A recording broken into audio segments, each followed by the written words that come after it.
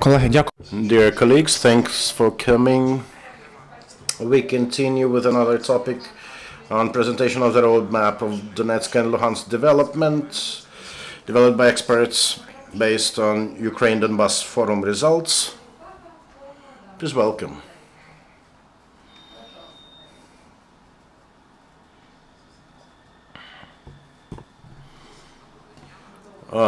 Good morning, I'm Valentyn Krasnopyorov. I'm coordinator of the Strong Communities of Donetsk civic movement.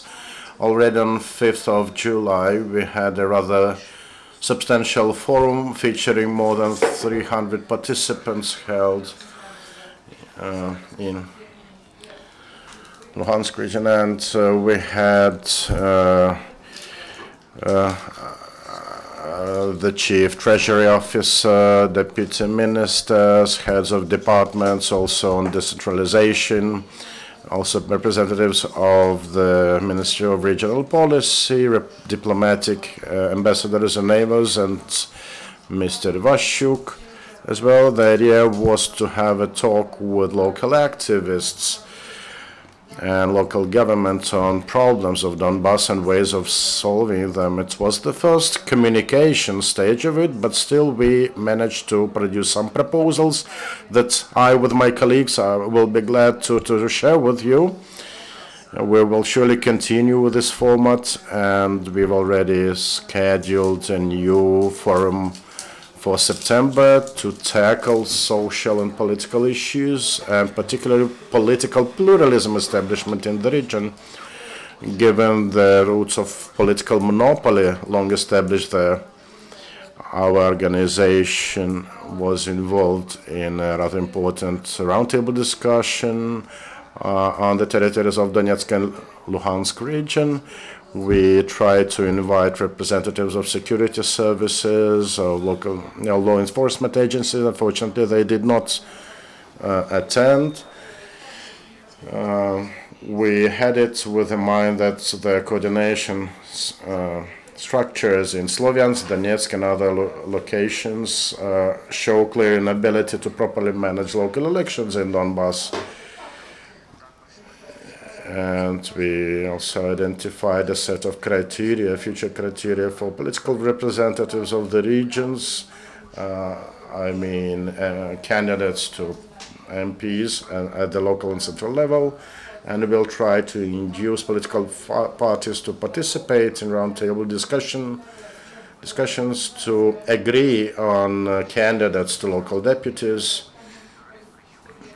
Because we really think that is of paramount importance to establish political pluralism in the region to avoid political monopoly detrimental to its development.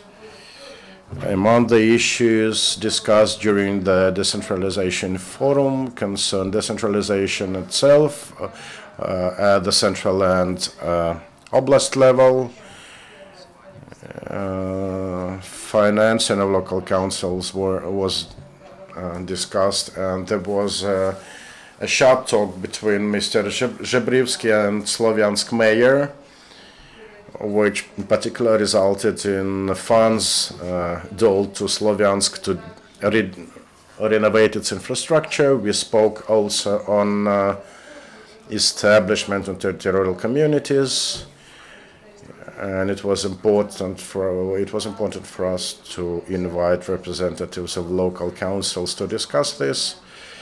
Yes, there are problems with uniting people in Kramatorsk, in Konstantinovka, and other places. It was not really easy, but the process nevertheless develops, and my colleagues will have more on that. Good morning. I'm Bogdana Oleksandrova, representing the center, the CIPE-Ukraine Center for International Private Enterprise. I'd like to thank the USCMC for this cooperation. And in the scope of the forum held on 5th of July in Sloviansk, we had a roundtable discussion on business aspects, on entrepreneurship in the ATO and neighboring territories, and business opportunities for IDPs. I'd like to give you a brief overview into our project. That's an annual project started this spring of 2015, dedicated to studying the range of problems with business opportunities in the ATO area and with IDPs. We're going to produce a green book to highlight the range of problems identified, and we will also produce a white book to contain specific and concrete proposals as to how the identified issues should be overcome. In the scope of the Slovyansk Forum, Ukraine-Donbass Forum, we had this business roundtable to which we invited local business persons, and nearly all of Ukraine was represented there. The ensuing resolution of the forum suggested by the participants to the government included approval of an individual national program to support entrepreneurial initiatives of IDPs. The government needs to coordinate all the available resources, particularly provided by donor and international community, to support SMEs. We also mentioned the need to include SME representatives from Donbass in the work of advisory and consulting authorities. This was included based on our conversations with MPs to show the need for locals to have their voice heard. It was also suggested to introduce a special investment treatment in Donbass, the need to establish individual clusters, business clusters, in regions neighboring to the war zone area.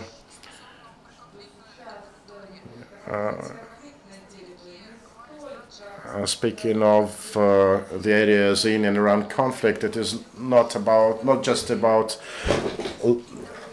expanding the range of jobs, but rather in giving proper support to existing companies operating there, maybe also through certain fiscal benefits for them. Act of God circumstances certified by the Chamber of Trade and Commerce of Ukraine should be enforced. Support should be also given to those business persons who were forced to relocate to the Ukrainian territory. It is also necessary to bolster the exchange of experience between Donbass and its representatives and the rest of Ukrainian regions. We are currently working out a mentoring mechanism to train IDPs that are relocated to other regions in Ukraine. We want to find mentors at the local level to help those IDPs settle their roots, particularly in the phase when their startup efforts are still very vulnerable. We mentioned the need to establish a web portal to support SME and regional development, and we expressed the need for a coordination and consultation centers to be established. Mechanisms to introduce fiscal benefits and preferential treatment for SMEs, also those who have taken loans, should be introduced. Introduce the practice of public discussions with big business associations, and as stated in the resolution, that's it. But I would like to mention also, as a part of the project, it is financed by the US, and it is implemented in Ukraine with the help of CIPE. We initiated a parliamentary hearing which will take place in the end of September on small and mid-sized business, medium business. And I spoke to one MP, Natalia. She told that she's very interested, that resolution is, or collection of resolutions that we prepared as a result of Forum Donbass Ukraine agenda. It got on her table, and she intends to read it and to include it into the draft law on business. Thank you. Good morning, Oleksandr, coordinator of NGO Donbass SOS, and I would like to thank those who organized the forum, and it's very important. It gave some motivation. And it started at the forum.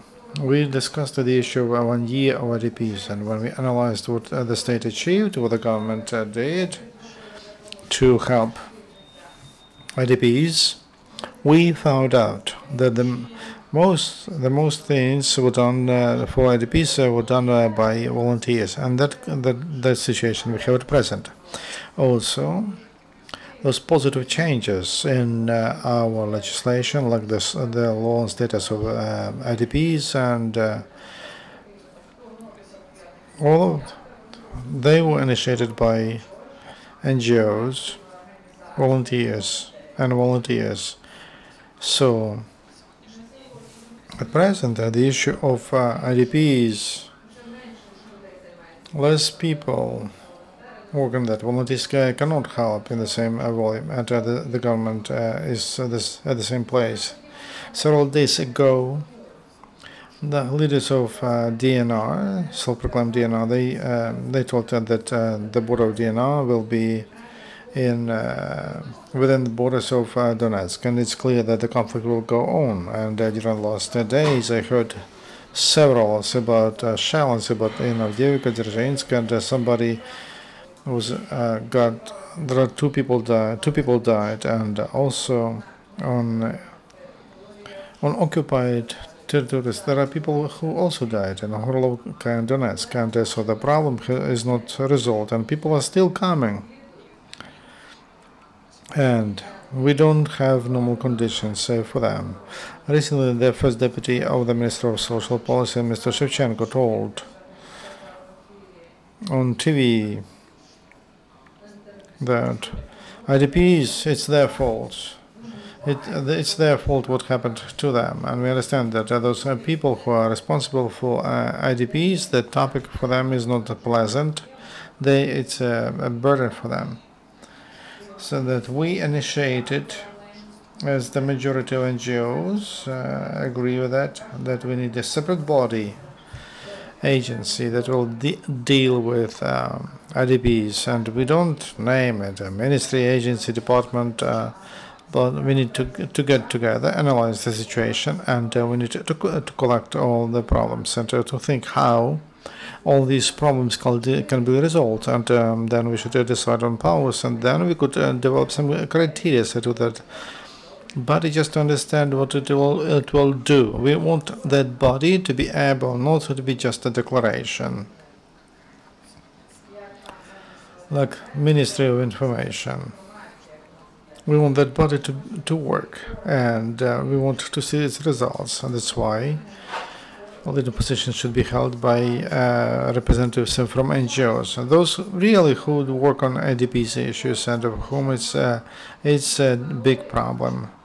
And when they understand that they work on not only on their political career issues, but they help people themselves, and then they can be, and they will solve that problem. This is briefly. Thank you. Good morning, Olena Zakharova. I represent the International Center for Perspective Studies, and during the forum I was a coordinator of the panel of National Dialogue. And some briefly about the results of that forum and the panel. That round table that took place at the forum in Slavyansk, that was just a part of a bigger project of national dialogue. When we held around, when we When we learned about the views of residents of Ukraine and about the conflict and different views, and then we developed comparative maps, and before that we had roundtables in all the regions, and we discussed views, opinions of the region to the conflict and future building of Ukraine, in which it will be comfortable to live for all, from the east and from the west. At the round table in Slavyansk, it was different from others. Other panels, there were not only residents from Donetsk and Lugansk regions, but also 1-2 representatives from all other regions. And we had a chance, representatives of all the regions, to discuss the issue of national dialogue, how to build a dialogue between different regions, different parts, and different social groups that have different views as to the development of Ukraine. And we're trying to find something in common, something that unites us. And here's our recommendations. We need to decide that achievements of national consensus about building country Ukraine, that is a priority for Ukrainian internal policy. We discussed a lot. We spoke about history, but we don't speak about what kind of state we would like to build on the basis of unity, and we would like to pass the law and policy of national unity. And the main principle would be building modern political nation in Ukraine. As to conflict regions, we believe that it's important to have a person as a priority in the process of reintegration of the territories. And when we speak about the conflict and social discourse, it sounds very often the ocean of a territory, and we forget about people who are not on this territory. And we understand that there should be an inclusive dialogue among citizens of Ukraine with those who are on occupied territories. We speak about citizens of Ukraine, about ordinary people that are unarmed and are able to express their vision of the development of the statehood, and we should delimit between the state and private visions.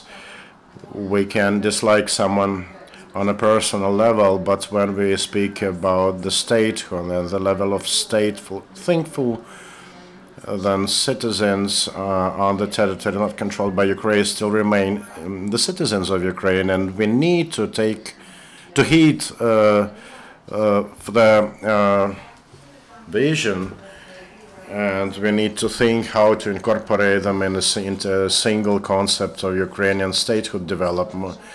We've identified points of diversion between the visions of the citizens of Ukraine and the remaining part of Ukraine and those in the occupied area. Yeah, there are some political discourse related things like Europe or Russia, European Union or customs union with Russia, but still we need to think into reorienting those domestic political connotations in external connotations into internal ones. We need to think more about all the range of reforms, decentralization, fiscal, territorial, etc., how to implement them to improve the position of Ukraine on the international stage, to allow our country to play a much stronger role on the international arena. And we suggest tabooing the use of historic memory and controversial historical issues for political struggle purposes, leaving these to the domain of professionals and experts.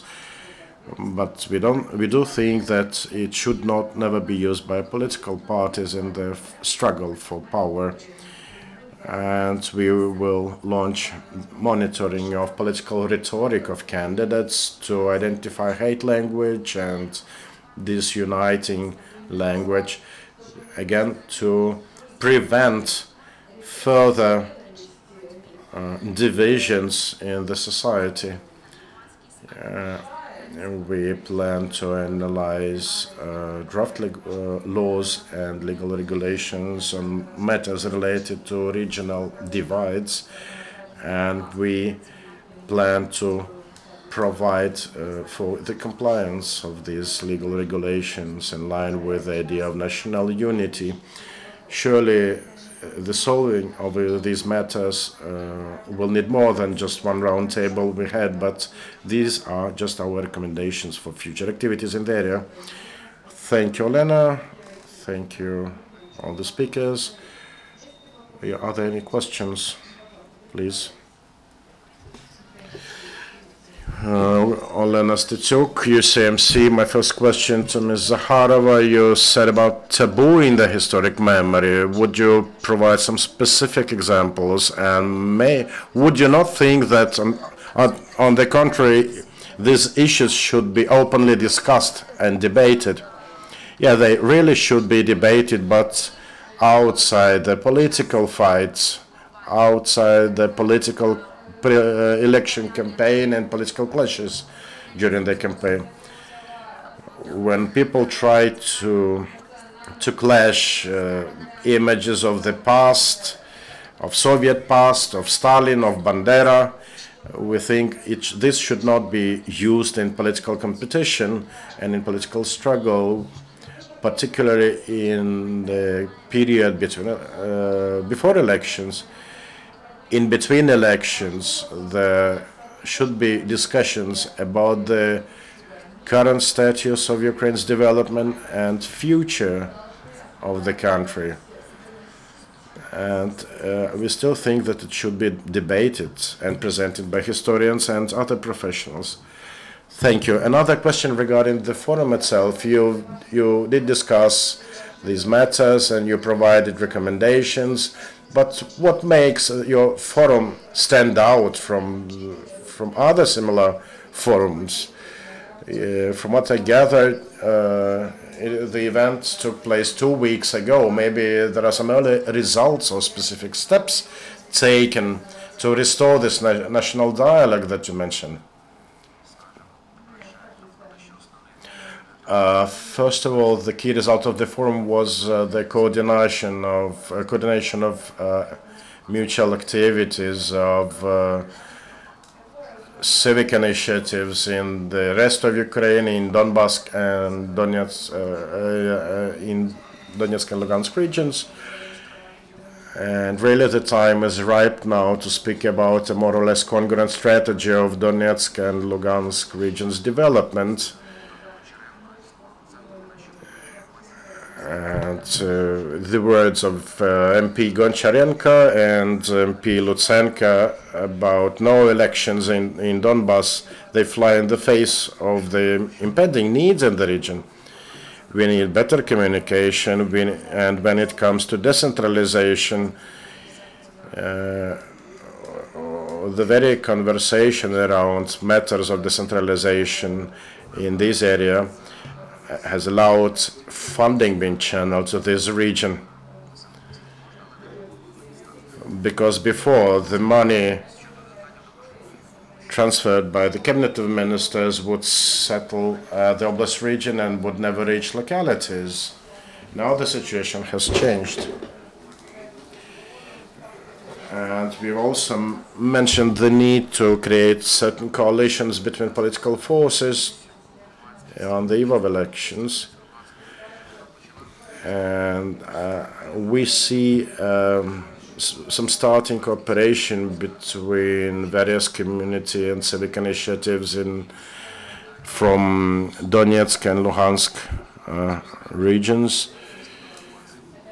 from Kramatorsk, from Slavyansk, from other. I really think it shall be necessary to extend the initiative with introducing new police also to the Donbass region. The region really deserves setting an example for the rest of the country by having been introduced this updated and renewed police. Come Friday, we're going to have a roundtable discussion involving Opora and the committee of voters regarding local elections in Donbass. Have they not? Do we need them? Do we not need them? We will work on that. Maybe my colleagues will add something.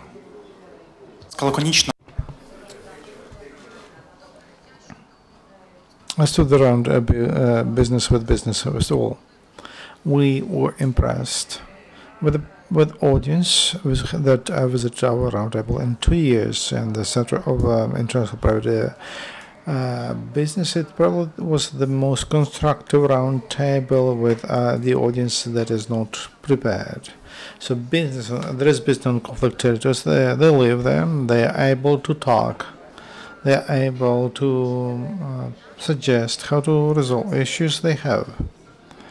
So they came and told us, we have such and such problems that can be solved, and solved this and this, and this and this way. So that we included that into the resolution, and we have even tools how to solve these problems.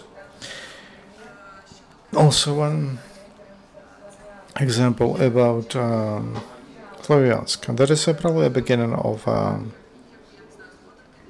step for us. In Slavyansk, it's known that ceramics, production of ceramics is well developed in Slavyansk, but because of military activities, someone has a problem with equipment, they cannot pack it for export. And all these issues before the forum. We had a meeting with them, we took notes, and now we discussed it in Kiev with the donors and international projects. And in the end of July, UNDP project will go and see them, and they'll decide how to move on. Whether to unite it into a cluster and then to provide an international assistance to the cluster. So they will work on mechanism. And to speak about the national dialogue or any dialogue during the military conflict is very difficult. And for 2 hours there are emotions, and only then we can have an intellectual discussion. But everybody understands that it's necessary. We should think about future today, how we build our country, which will be comfortable for all. And we developed recommendations for state policy of national unity. And we provided that to MPs from that region. And we're planning